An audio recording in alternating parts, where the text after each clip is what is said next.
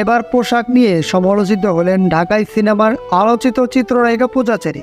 প্রথমবারের মতো খোলামেলা আপত্তিকর পোশাক পরে চরমভাবে কটাক্ষের শিকার হলেন পূজা চেরি। পর্দায় বেশ আলোচনায় পিছিয়ে গেলেও ব্যক্তিগত জীবনের সমালোচনায় বেশ রমরমা অবস্থানে রয়েছে এই চিত্রনায়িকা। তবে সেই অবস্থান ধরে রাখতেই পূজার এমন পোশাকের অশ্লীলতা কিনা উঠে এসেছে সেই প্রশ্ন।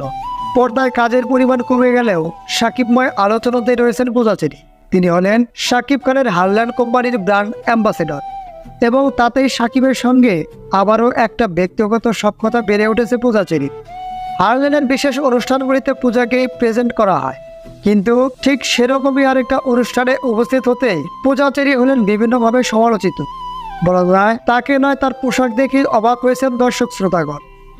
পূজা চেরির এই পোশাকের একটা মুহূর্ত চরমভাবে তুলে ধরেছেন নেটিজেনেরা, যেখানে দেখা যায় দুষ্ট কোকিল গানের সমালোচিত নায়িকা মিমি চক্রবর্তীর মতো উরু বের করা পোশাকে গাড়ি থেকে নামছেন পূজা চেরি।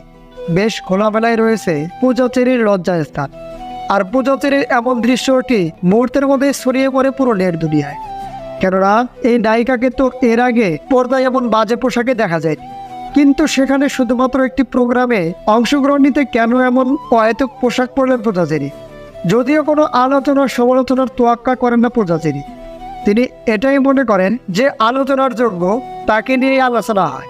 ক্যারিয়ারে সফল হতে হলে পিছনের দিকে না ফিরে সামনের দিকে লক্ষ্য ঠিক রাখা অত্যন্ত জরুরি।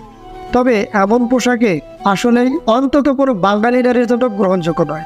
তাই ভক্তবৃন্দের দাবি পূজা যেন আগের মতো করে নিজের শালীনতা বজায় রেখে চলেন, যাতে তার প্রতি ভক্তবৃন্দ ও অনুরাগীদের ভালোবাসার জায়গাটি অটুট থাকে।